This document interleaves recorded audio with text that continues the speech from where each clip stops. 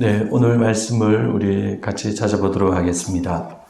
오늘 말씀은 마가복음 6장 7절에서 13절 말씀입니다. 마가복음 6장 7절에서 13절 말씀입니다.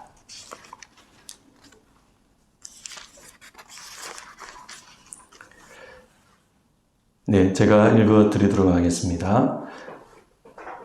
12 제자를 부르사 둘씩 보내시며 더러운 귀신을 제어하는 권능을 주시고 명하시되 여행을 위하여 지팡이 외에는 양식이나 배낭이나 전대의 돈이나 아무것도 가지지 말며 신만 신고 두보로도 입지 말라 하시고 또 이르시되 어디서든지 누구의 집에 들어가거든 그곳을 떠나기까지 거기 유하라.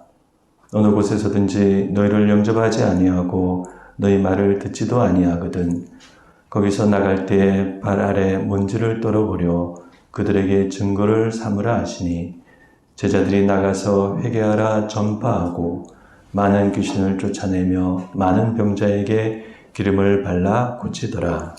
아멘. 네, 이 말씀 가지고 예수님의 제자 파송과 우리의 전도라는 제목으로 오늘 말씀을 나누고자 합니다. 앞서 지난주 본문에서 마가는 하나님의 나라를 거부하는 예수님의 고향 나사렛 사람들에 대해서 말씀했습니다. 사람들은 여러 가지 이유로 하나님의 나라를 거부합니다. 어두운 마음으로 거부하기도 하고 또 완악한 마음으로 거부하기도 합니다. 그러나 그런 세상의 다양한 거부에도 불구하고 하나님의 나라는 계속 확장됩니다. 예수님은 하나님의 나라의 비전을 가지고 계셨습니다. 그래서 오늘 예수님은 하나님의 나라를 전파하기 위하여 제자들을 파송합니다. 예수님은 그들에게 권능을 주시고 둘씩 짝을 지어서 갈릴리 구석구석 다니게 하셨습니다.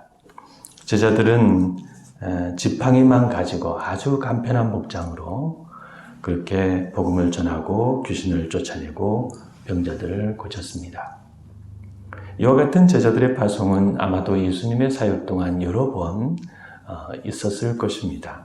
그것은 예수님께서 12 제자를 세우신 이유가 자기와 함께 있게 하시고 또 그들을 보내어서 전도도 하게 하시기 위해서였기 때문입니다. 파송 기간은 아마도 갈릴리 지역의 그 거리와 범위를 생각할 때 한 주간 또는 아마 길어도 2주 정도가 아니었을까 생각됩니다. 그들은 매번 돌아와서 예수님께 전도하고 사역한 보고를 했습니다. 오늘 말씀이 이런 내용이기 때문에 한때 전도와 선교가 매우 활발하던 시기에 이 말씀이 매우 주목을 받았습니다.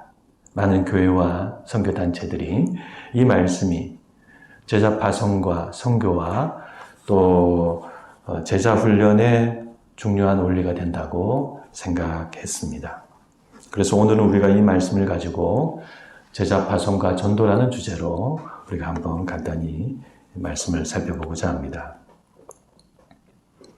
19세기에 꽃을 피운 세계 선교는 20세기에 들어와서 계속 활발히 전 세계적으로 세계 선교가 이루어졌는데 20세기 세계 선교의 한 흐름은 페이스 미션 무브먼트라고 하는 신앙 선교 운동이었습니다.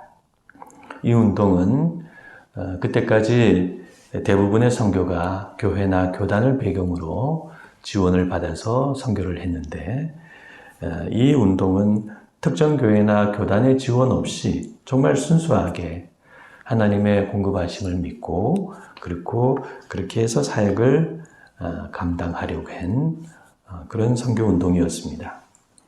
이 운동으로 인해서 대학생 선교단체를 비롯해서 크고 작은 여러 많은 선교단체들이 생겼습니다. 이 신앙 선교 운동은 20세기 동안 대단히 큰 성과를 거두었고 그리고 지금도 계속 이루어지고 있습니다. 그래서 그분들이 자신들의 신앙 선교 사역의 근거가 되는 말씀으로 중요하게 생각하는 말씀이 바로 오늘 본문 말씀입니다. 그런데 사람이 하는 일과 운동은 비록 하나님의 뜻이라 할지라도 일부 잘못과 미비한 점이 있을 수 있습니다. 그런 일부 잘못과 미비한 점 중에 하나가 바로 오늘 본문을 너무 지나치게 해석하고 문자 그대로 믿는 일입니다. 그렇게 하여 정말로 어떤 선교단체는 오늘 본문을 무모할 정도로 절대적으로 믿고 사역자들을 보내었습니다. 그래서 한때 어떤 우리나라의 선교단체는 우리나라의 그 가장 큰 교단보다도 더 선교사를 많이 파송한 일도 있었습니다. 그러나 이 말씀을 너무 문자적으로 그대로 따라서 사람들을 보낸 결과 그 결과가 썩 좋지 못했습니다. 파송된 사람들이 너무 고생을 많이 하고 여러 부작용도 많고 무엇보다도 효과적인 선교가 되지 못했던 것입니다. 여러분 잘 아시는 바와 같이 선교는 무한 도전이 아니지 않습니까? 선교는 무모한 도전이 아닙니다. 무슨 일이든 잘 준비하고 계획을 세워서 진행할 때 그 결과가 좋은 것처럼 선교와 전도도 마찬가지입니다. 그래서 지금은 대부분의 신앙 선교 단체들이 그런 무모한 선교 방식을 버리고 모든 면에서 훈련이라든지 재정이라든지 모든 면에서 잘 준비해서 선교사들을 보내고 있습니다. 그래서 우리는 오늘 말씀을 읽을 때 이 말씀 그대로 무조건 믿는 것이 아니라 왜 예수님께서 그때 이렇게 제자들을 지팡이만 가지고 신만 신고 그냥 옷 한 벌 그냥 입는 그대로 그렇게 선교를 보내셨는가 그 배경을 이해해야 합니다. 첫째는 말씀드린 바와 같이 이 파송 기간이 길지 않았습니다. 한 주, 길어도 2주 동안의 단기 사역이었습니다. 그러니까 신만 신고 지팡이만 가지고 그냥 선교를 가면 되었습니다. 복음을 전하고 환영하는 집에 머물다가 그 기간이 끝나면 돌아오면 되었습니다. 두 번째는 그때 당시에는 사람들을 환대하는 문화가 있었습니다. 당시 문화는 나그네나 손님을 잘 대접하는 그런 문화가 있었죠. 그때는 따로 사람들이 여행을 다닐 때 숙박 장소 이런 것이 따로 없었습니다. 사람들은 대개 자신의 지인의 집이나 아니면은 모르는 집주인의 호의로 하룻밤을 자고 또 길을 떠났습니다. 그러므로 그런 문화가 있었기 때문에 예수님은 그렇게 제자들을 보낼 수 있었습니다. 셋째는 예수님께서 그들에게 제자들에게 새로운 복음의 메시지를 주셨기 때문입니다. 그때 사람들은 TV도 없고 인터넷도 없고 핸드폰도 없던 시절입니다. 마을에 있는 사람들은 새로운 사람이 마을에 나타나야 새로운 세상 소식을 알 수 있었습니다. 그래서 사람들은 제자들이 그들에게 전해주는 새로운 복음의 메시지를 한번 들어봐야 되겠다. 기꺼이 들으려고 하는 마음이 있었습니다. 그러므로 그들은 뭔가 많은 준비를 하거나 따로 특별한 훈련을 받지 않아도 사람들의 환영을 받으며 마을에 가서 복음을 전할 수 있었습니다. 그러므로 오늘 말씀은 이와 같은 배경과 상황 속에서 이해되어야 합니다. 우리는 예수님께서 무조건 제자들을 그렇게 지팡이만 쥐어주고 보낸 것이 아니라 당시 유대 사회와 문화와 배경과 상황 속에서 그것을 통해 보내신 것을 우리가 알아야 합니다. 그렇다면 오늘날 우리가 우리 시대의 사람들에게 복음을 전하고 또는 어떤 선교지에 가서 선교를 할 때 만약 그걸 한다면 상황과 배경에 알맞은 그런 선교를 해야 할 것입니다. 그래서 이것은 너무나 당연한 이야기입니다. 그러면 우리는 오늘날 어떻게 복음을 전하고 전도를 해야 할까요? 우리가 늘 피부로 지금 느끼고 있습니다만 지금 우리나라는 전도하기가 참 어려운 그런 상황 가운데 있습니다. 예전에는 교회마다 이런 방법 저런 방법으로 꾸준히 전도를 했습니다. 그런데 지금은 어떤 방법으로 전도를 해도 잘 안 됩니다. 복음이 우리나라에 들어온 지 이미 오래되었고 또 이 교회와 또 이 복음과 이 선교의 역사 가운데 너무 많은 일이 또 일어났기 때문입니다. 그래서 요즘에는 전도지 한 장, 물티슈 하나 이렇게 주기도 참 어렵습니다. 예전에는 우리가 그것을 주면 호의로 생각해서라도 또 뭐 고맙게라도 생각해서 그걸 잘 받았지만 지금은 많은 사람들이 이걸 왜 나한테 주는가 이런 생각을 많이 하는 것 같습니다.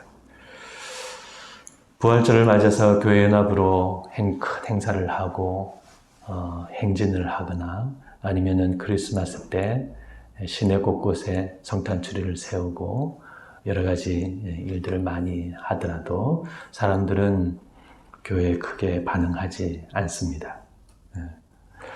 그래도 우리 교회가 이 지역에 계속 토요 전도를 우리가 하는 이유는 그런 모든 어려움과 상황과 사람들의 그런 냉담한 반응에도 불구하고 사람들에게 보여주기 위해서입니다. 교회는 사람들이 오기를 원한다는 사실, 우리 교회는 여러분들에게 열려 있다는 사실, 그런 것들을 우리가 보여주기 위해서입니다. 아울러 우리가 그런 작은 전도의 몸짓이라도 계속 하는 이유는 우리 자신이 살아있고 또 기도를 계속하기 위해서입니다.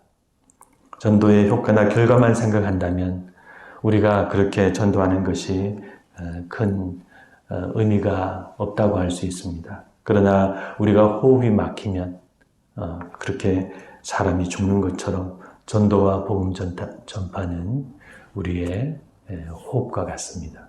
그래서 우리가 살고 또 기도하기 위해서 우리가 그런 작은 전도라도 하기를 원합니다.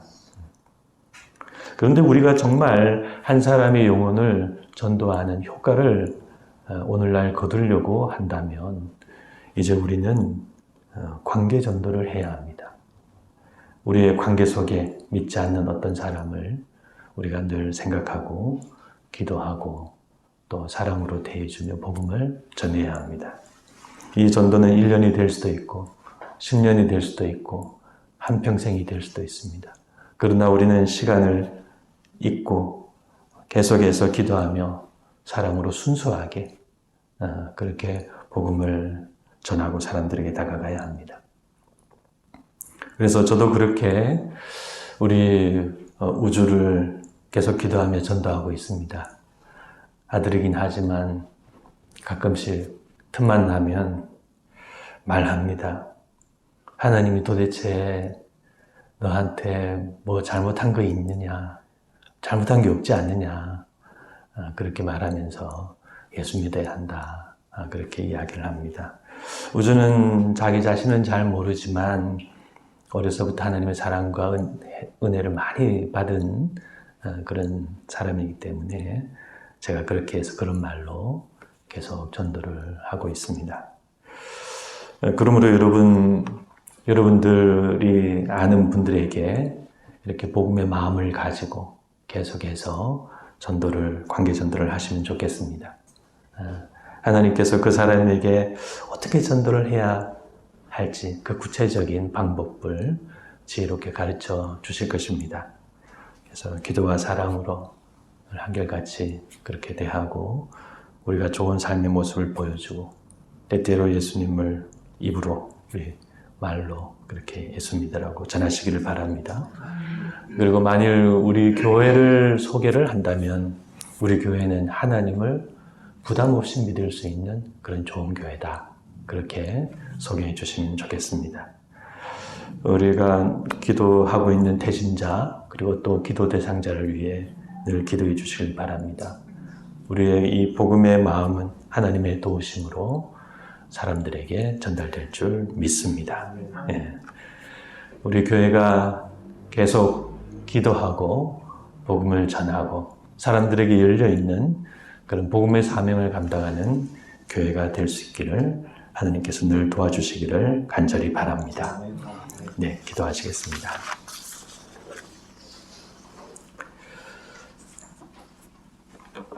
하나님, 오늘 저희들은 예수님께서 그 갈릴리 구석구석 제자들 둘씩 보내어 하나님의 나라를 전파하시는 말씀을 보았습니다.